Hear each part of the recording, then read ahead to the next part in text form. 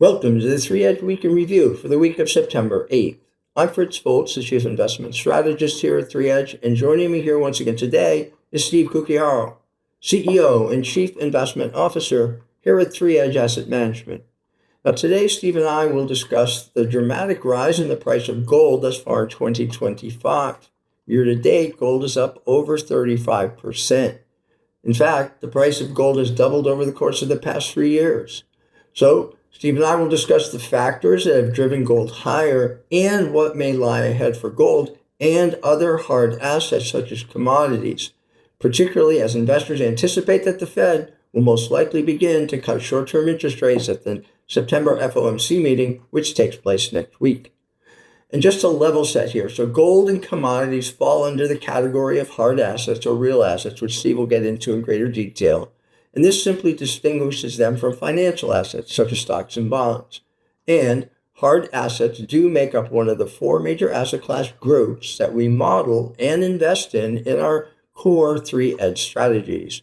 So let's get started. Let me bring Steve into the conversation. And Steve, to get started, maybe you could just explain the way in which we think about gold and other hard assets as investable asset class here at 3-Edge.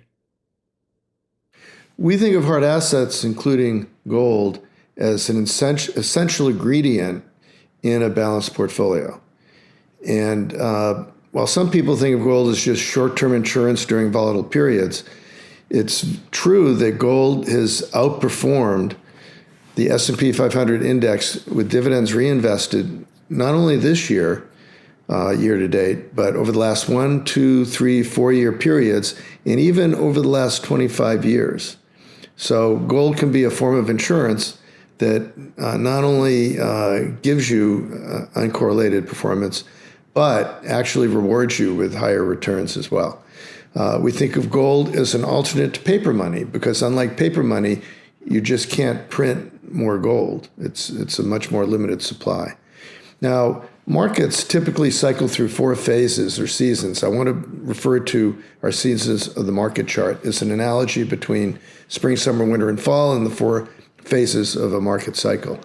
And you can see from the chart that stocks do very well in the spring and summer months. Bonds do well in the winter and spring seasons.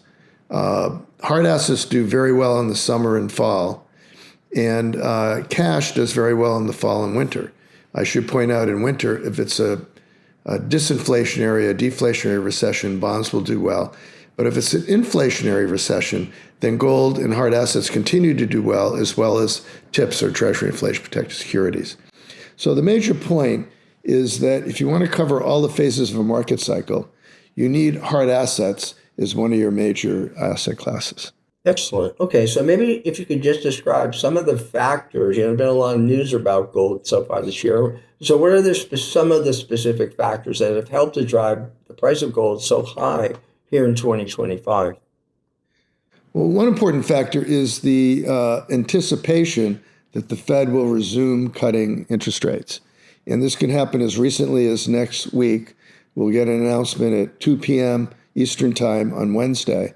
And it's highly likely that there will be a rate cut by the Fed. And it might not even just be 0.25%. There's some speculation it could be 0.5% because of the worry about weakness in the labor market. So that's one reason. Also, along with that, there's an expectation that it's the beginning of a series of rate cuts because our current administration has been relentlessly attacking the independence of the Fed and calling for lower and lower rates and beginning to appoint more people into positions at the Fed that could make that happen. Second reason is the rising threat of stagflation. It's becoming more aware in the investor community that the labor market is weakening. At the same time, the inflation reports show that inflation is sticky around 3%. It might even be ticking higher. And the prospect of stagflation is concerning, but very beneficial to hard assets.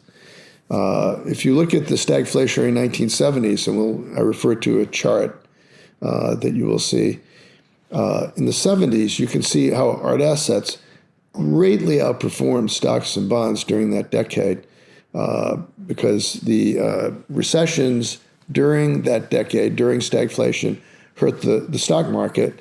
The inflationary periods hurt the bond market, but hard assets thrive in that environment.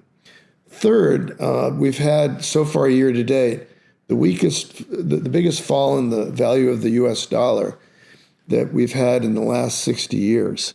And because gold is priced in dollars, a weaker dollar, all else being equal, is good for gold prices. And we also know that there are key people in the administration that have been writing white papers advocating for a 30% fall in the price of the dollar, the value of the dollar.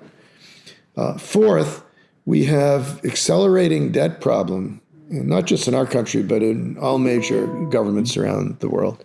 But in our country, it's really gotten to the point where our debt to GDP ratio, or the amount of debt we have relative to the size of the economy, is even bigger than what we suffered in World War II.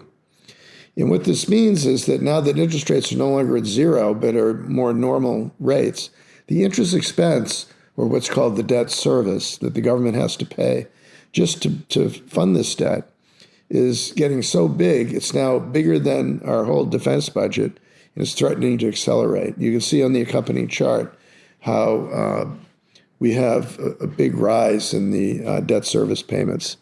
And why this is important is that the way governments typically react to that is through what's called financial repression, or attempts to hold interest rates artificially below the rate of inflation as a way to inflate our way out of the debt.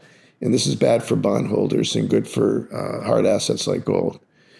And another reason, Fritz, I'd like to ask you, because you've had a lot of thoughts on this, but this would be reflecting on a non-economic driver of why gold prices are rising, based more on geopolitical reasons. Sure. So this gets to the idea of central banks. Central banks always hold some gold as part of their reserves, and they use these funds to manage monetary policy and ensure the stability of the financial system, maintain confidence in their currencies, and are also used in case there's a crisis. So they have these reserves on hand, and some of those reserves are often invested in gold. However, recently, many foreign central banks have been accumulating gold well above these normal levels.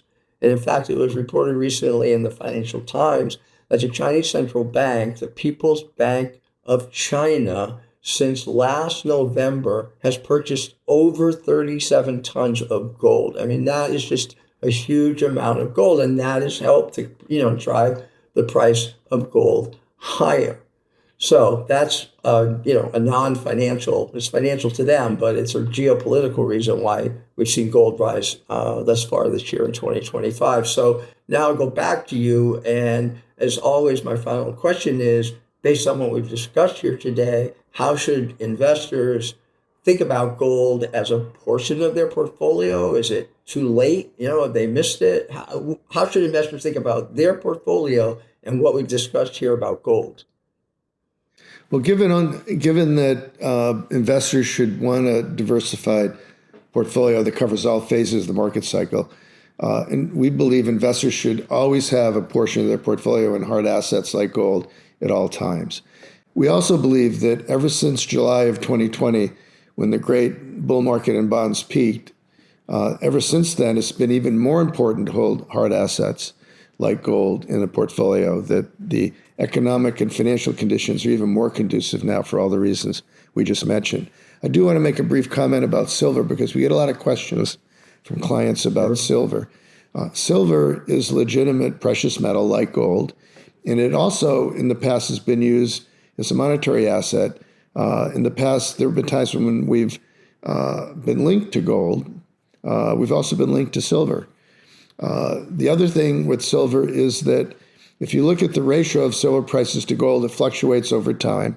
It happens to be at a low phase right now, meaning that there's a potential for silver to catch up to the price of gold, to get back to a more normal ratio between those two prices. One issue that I will mention about silver is that silver is much more used in the real economy than gold. Gold is more of a monetary asset. Silver is a part monetary asset, but part used in the real economy. So in the event of an economic slowdown or recession, silver would be more vulnerable in that case. and gold would be more resilient. All right, excellent. Thank you. Good. So, thank you for all the information now on gold and hard assets. I mean, gold has certainly garnered a huge amount of attention this year. And so we hope that today's video will help investors better understand the role of gold and other hard assets, what they play in the economy, and some of the factors that have driven the rise in the price of gold. Also, Steve and Eric Beagleisen, our Director of Research, have recently written a white paper on hard assets, which would include gold and commodities. And you will find a link to that white paper embedded in the text below this YouTube video.